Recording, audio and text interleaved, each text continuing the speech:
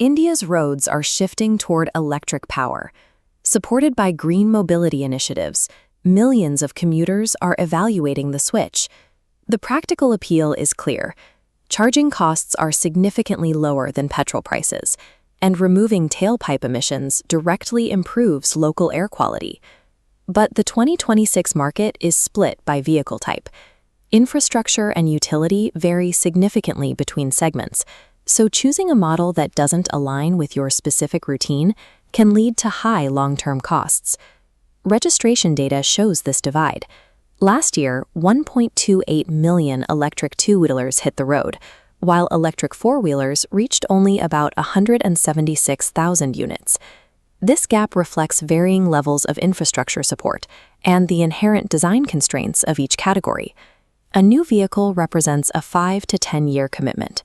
Evaluating the right choice requires looking past the marketing to raw data and current policies.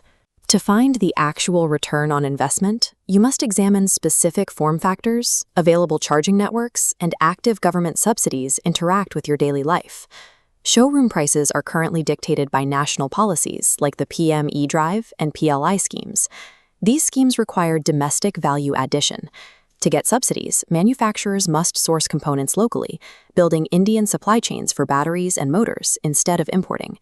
While this creates a reliable domestic industry, it keeps the initial EV purchase price higher for consumers today.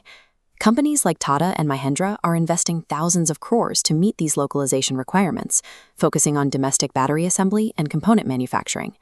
Since these policies keep upfront costs high, an EV only makes financial sense if your daily mileage is high enough to offset that initial premium.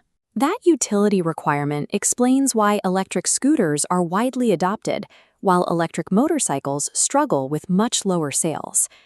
Electric motorcycles use a bulky center frame that occupies space where a rider typically carries cargo. Conversely, electric scooters retain the flat floorboard and underseat storage Indian commuters rely on. Sacrificing cargo space for a motorcycle silhouette ruins the practicality needed for city commuting.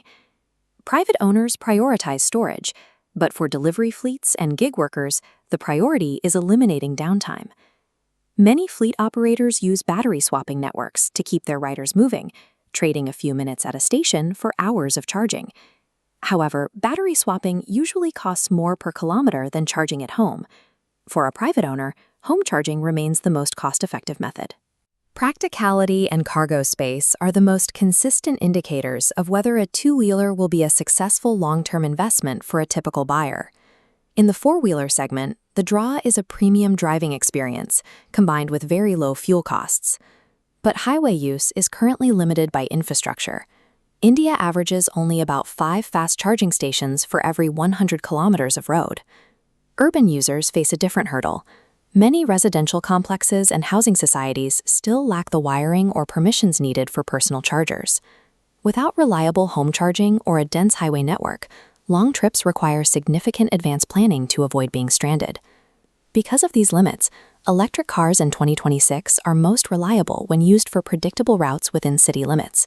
This often means a household needs to keep a petrol car for long-distance travel, which increases the total cost of owning and maintaining a fleet. For most buyers, an electric car currently functions as a specialized urban vehicle, rather than a primary replacement for a petrol car.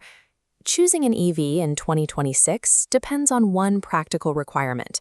You need a reliable place to plug in overnight. This chart helps map your decision. One side represents your available budget, while the other tracks how predictable your routes are and whether you have home charging access. A pragmatic commuter with a set daily route and home charging sits in this quadrant. For this user, an electric scooter is a high-return choice. It uses current subsidies to lower daily costs without losing the storage space needed for errands. A household with a higher budget and dedicated parking fits the second car scenario. Using an EV for city trips maximizes comfort and savings, while a separate petrol car handles highway travel. However, the risks increase if you move toward the left of the chart.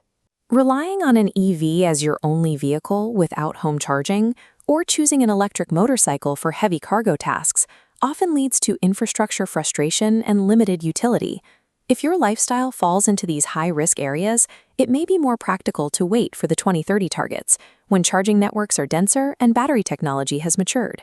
An EV can be a highly effective financial tool in 2026, provided you align its limitations with your home setup and daily routine.